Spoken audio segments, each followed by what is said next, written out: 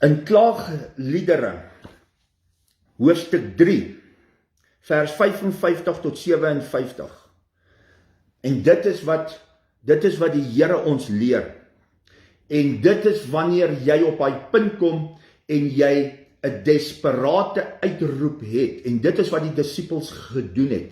Hulle het op hulle eie, maar ook in 'n groep, het hulle uitgeroep.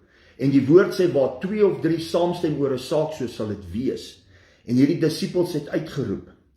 En as wanneer jy vanaand in jou omstandighede is, wanneer jy vanaand desperaat uitroep na God, hoor wat sê Klaagliedere 3 vanaf vers 55.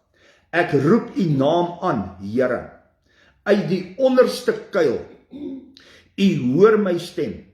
Verberg u oor nie vir my ontboeseming, vir my hulp geroep nie.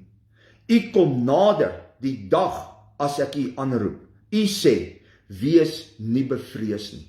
So op hierdie stadium het ek in my omstandighede gekom. Ek het my geonderwerp aan God. Ek het die duiwel weerstaan. Hy het van my weggevlug. Die oomblik toe ek hom weerstaan, moes hy sy greep gebreek het. En hy het gevlug. Ek het tot God genader. God het tot my genader.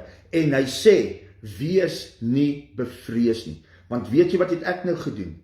Ek het desperaat na God uitgeroep, sonder om op my eie vaardighede te konsentreer, sonder om my eie kragte te gebruik, sonder om my eie kennis te bring, sonder om aan plan A of plan B te dink.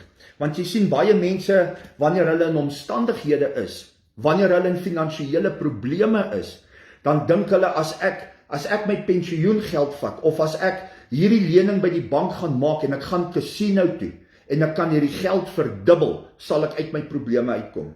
Wanneer 'n man in huweliksprobleme is, en dit voel vir hom of daar nie meer kontak is nie, dan gaan hy na 'n stripklub toe, en hy gaan soek iets anderste, wat hy dink is iets beters, maar hy val al hoe verder, al hoe dieper in hierdie gat in. Sy huwelik en sy kinders is op die rotse, en hy verloor.